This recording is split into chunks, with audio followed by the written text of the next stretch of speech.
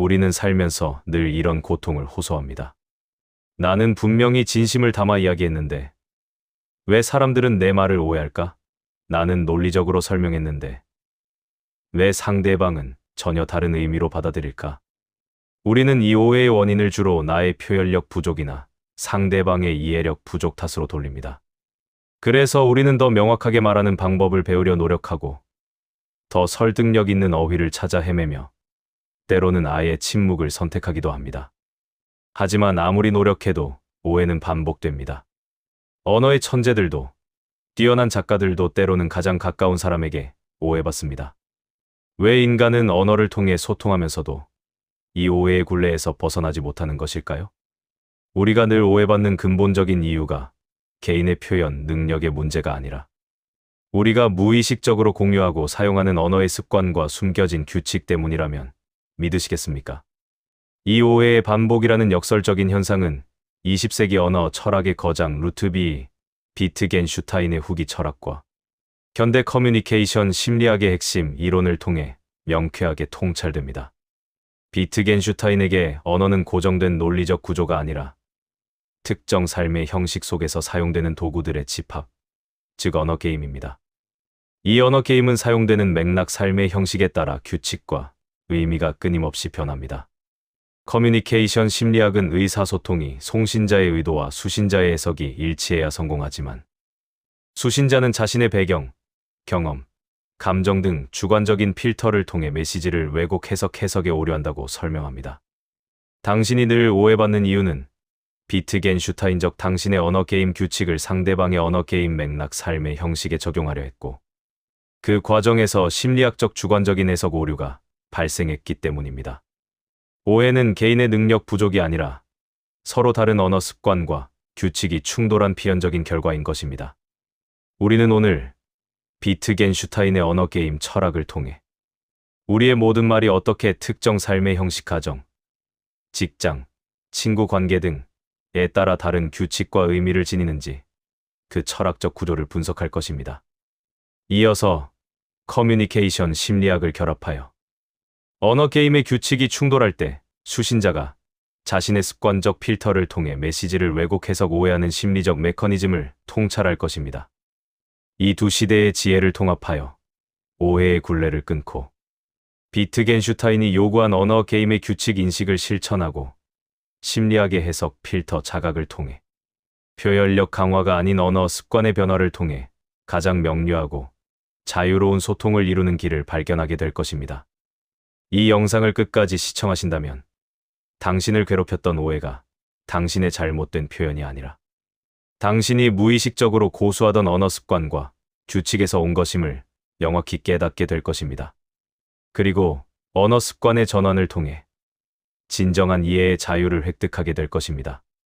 루트비 비트겐슈타인의 후기 철학은 언어를 고정된 의미를 지닌 기호의 집합이 아니라 특정 삶의 형식 속에서 사람들이 사용하는 도구의 집합체, 즉 언어 게임이라고 정의합니다.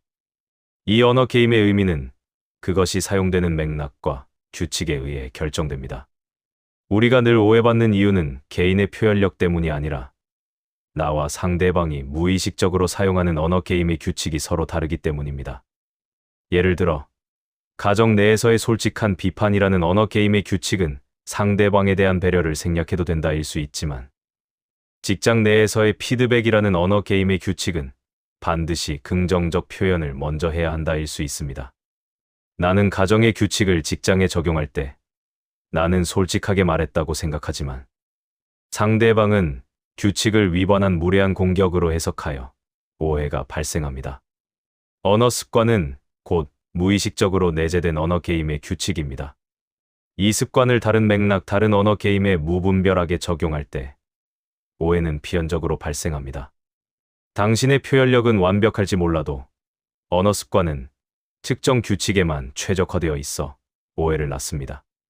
이 습관은 개인의 성장 배경, 문화적 배경, 심지어 직업적 배경까지 반영하여 형성되기에 겉으로는 같은 언어를 사용해도 내재된 규칙은 완전히 다를 수 있습니다. 언어 게임은 삶의 형식에 뿌리를 두고 있습니다.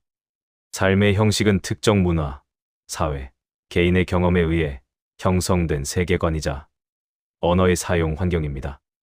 삶의 형식의 차이는 언어 게임의 규칙 차이로 직결되며 이는 소통의 근원적인 난제가 됩니다. 우리는 종종 자신의 삶의 형식, 내가 속한 언어 게임 속에서만 통용되는 규칙을 보편적인 규칙이라고 착각합니다. 말할 수 없는 감정을 함축적으로 표현하는 습관은 예술가에게는 삶의 형식일 수 있지만 논리적 보고서를 요구하는 직장에서는 오해, 불명확성을 낳습니다. 말을 오해받는 이유는 나의 언어가 상대방의 삶의 형식, 맥락을 고려하지 않은 채 발화되었기 때문입니다. 이 맥락의 부재는 단순히 정보의 누락이 아니라 상대방의 세계관에 대한 무지에서 비롯된 규칙 위반입니다. 오해는 서로 다른 세계관이 언어라는 매개를 통해 충돌하는 지점입니다. 예를 들어, 효율성을 최우선 규칙으로 삼는 언어 게임을 하는 사람과 관계를 최우선 규칙으로 삼는 언어 게임을 하는 사람이 대화할 때 같은 일정 조정이라는 단어를 사용해도 서로 다른 의미로 받아들입니다. 비트겐슈타인에게 철학의 임무는 언어 게임이 만들어낸 혼란을 치료하여 언어를 명료화하는 것입니다. 이 치료는 오해를 줄이는 실질적인 방법론을 제시합니다. 오해가 발생했을 때 나는 이 말을 왜 이렇게 했는지에 대한 논리적 변명에 집중하는 대신 나는 지금 이 상황에서 어떤 언어 게임의 규칙을 적용했는가를 질문해야 합니다. 그리고 상대방에게 내가 적용한 규칙을 명료하게 설명함으로써 규칙의 충돌을 해결해야 합니다. 예를 들어, 내가 아까 좀 직설적으로 말한 것은 우리 관계가 그만큼 편안하고 솔직해도 되는 관계라는 규칙을 적용했기 때문이야와 같이 자신의 규칙을 드러내는 것입니다. 이해의 심화는 언어 게임 규칙에 대한 상호 합의를 의미합니다. 오해는 표현력의 문제가 아니라 상대방과의 규칙 공유에 실패했기 때문에 발생합니다. 따라서 소통의 목적은 단순히 메시지를 전달하는 것이 아니라 서로의 규칙을 이해하고 공통의 규칙을 만들어가는 상호작용 과정에 있습니다. 커뮤니케이션 심리학은 메시지의 전달이 송신자와 수신자 사이에서 이루어지며 수신자는 자신의 배경, 경험, 가치관, 심리 상태라는 주관적 필터를 통해 메시지를 해석하는 과정에서 필연적인 오류, 해석의 오류가 발생한다고 설명합니다. 이 필터는 언어 습관이 무의식적으로 작동하는 심리적 메커니즘입니다. 당신의 언어 습관, 특정 규칙이 상대방에게 전달될 때 상대방은 자신의 언어 습관, 자신이 속한 언어 게임의 규칙에 기반한 주관적 필터를 통해 해석합니다. 이 해석 과정에서 송신자의 의도는 왜곡됩니다. 예를 들어, 차가운 어조로 솔직하게 말하는 습관을 가진 사람이 따뜻한 어조로 말해야 진심이라고 습관적으로 해석하는 사람에게 말할 때 의도는 솔직함일지라도 해석은 나를 싫어한다는 오해로 귀결됩니다. 이는 심리학에서 말하는 잡음의 일종으로 송신자의 의도와 수신자의 해석 사이에 발생하는 간극입니다. 우리의 언어 습관은 오해를 낳는 송신자의 규칙인 동시에 상대방의 언어 습관은 오해를 낳는 수신자의 필터가 됩니다. 오해는 표현 방식의 문제가 아니라 서로 다른 두 개의 습관, 규칙과 필터의 충돌하여 발생하는 심리적 충돌입니다. 수신자의 필터는 특히 부정적인 경험이나 트라우마가 있을 때 더욱 강력하게 작동하여 중립적인 메시지조차 부정적으로 해석하는 경향이 있습니다. 커뮤니케이션 심리학은 언어적 메시지뿐만 아니라 비언어적 요소, 표정, 몸짓, 어조, 침묵 등과 메시지 해석에 결정적인 역할을 한다고 강조하며 이 비언어적 요소 또한 언어 습관, 문화적, 개인적 습관에 따라 다르게 해석됩니다. 평소 무표정하게 말하는 습관은 비언어적 요소에서 차가움, 무관심이라는 필터를 생성합니다. 따뜻한 내용의 메시지를 전달해도 상대방은 비언어적 필터 때문에 사실은 나를 싫어한다고 오해할 수 있습니다. 오해는 단순히 말의 내용에 국한되지 않고 나의 모든 언어 습관이 만들어낸 비언어적 요소가 상대방의 습관적 해석 필터와 충돌할 때 발생합니다. 비언어적 메시지는 언어적 메시지보다 더 신뢰도가 높다고 간주되기 때문에 비언어적 습관이 언어적 의도를 훼손하는 경우가 많습니다. 오해를 줄이기 위해서는 언어적 메시지와 비언어적 요소를 하나의 통일된 맥락 속에서 명료화해야 합니다. 비트겐슈타인적 언어 게임의 규칙을 명료하게 설명하는 것. 예를 들면 내가 지금 무표정으로 말하는 것은 당신에게 화가 나서가 아니라 나는 진지한 상황에서 늘 이렇게 말하는 습관이 있다. 이 심리학적 해석의 오류를 최소화하는 가장 효과적인 방법입니다. 커뮤니케이션 심리학의 핵심 기술인 메타 커뮤니케이션은 소통 자체에 대해 소통하는 것을 의미하며 오해의 굴레를 끊는 궁극적인 방법입니다. 이 기술은 비트겐슈타인의 규칙 명료화 개념과 맞닿아 있습니다. 오해가 발생했을 때 내 말의 의미를 반복 설명하는 대신 내가 이런 식으로 말하는 방식에 대해 상대방과 대화해야 합니다. 나는 감정을 직접적으로 말하지 않고 돌려 말하는 습관이 있다. 나는 감정 표현에 서툰 언어 게임을 한다와 같이 자신의 언어 습관, 언어 게임 규칙을 스스로 고백하고 상대방에게 이해를 구하는 행위가 메타 커뮤니케이션입니다. 이 메타 커뮤니케이션은 비트겐슈타인적 언어 게임의 규칙을 수면 위로 끌어올려 상호 이해를 위한 공통의 규칙을 설정하게 함으로써 오해를 근원적으로 줄입니다. 오해가 발생하면 잠시 소통을 멈추고 잠깐만 내 말하기 방식에 대해 이야기해 보자라고 제안하는 용기가 필요합니다.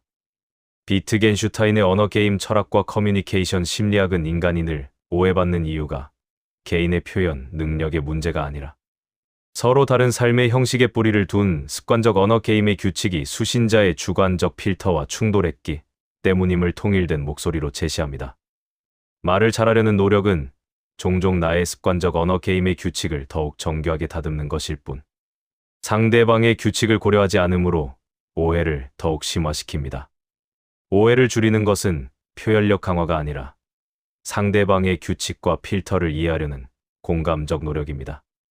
이 공감적 노력은 상대방의 언어 습관을 학습하는 데서 시작됩니다.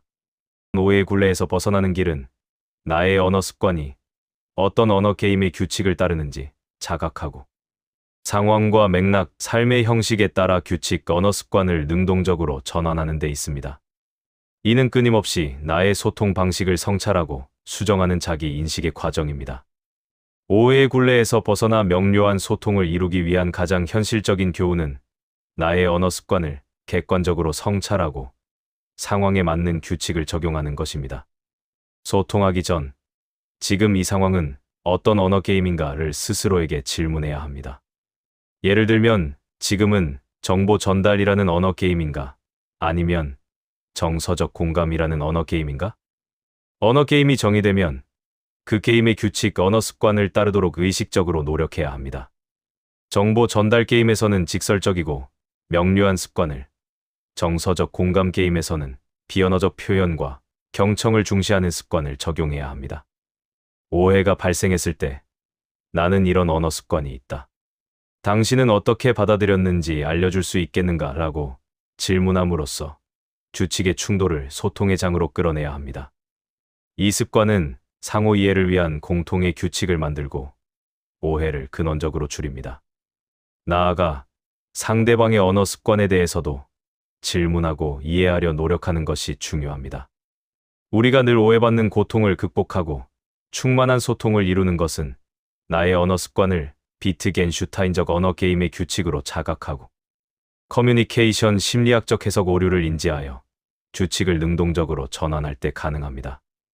이 삶은 언어를 오해의 도구가 아닌 진정한 이해의 도구로 사용하며 가장 명료하고 자유로운 존재로 현재를 살게 합니다. 진정한 소통은 완벽한 표현이 아니라 상호 간의 언어적 습관을 이해하고 존중하는 노력을 통해 성취되는 자유입니다. 우리가 늘 오해받았던 이유는 비트겐슈타인이 통찰했듯 내가 속한 언어 게임의 규칙을 보편화했기 때문이었으며 커뮤니케이션 심리학이 가르쳤듯 상대방의 습관적 필터를 고려하지 않았기 때문이었습니다. 오해는 개인의 능력이 아닌 서로 다른 두 개의 언어 습관이 빚어낸 충돌이었습니다. 기억하십시오. 진정한 소통은 말을 잘하는 능력이 아니라 나와 상대방의 언어 습관, 규칙을 이해하고 존중하는 지혜에 있습니다. 나의 습관을 성찰하고 상황에 맞게 유연하게 규칙을 전환할 때 당신의 진심은 비로소 전달됩니다. 이제 용기를 내어 표현력 부족이라는 자기 비난을 멈추십시오.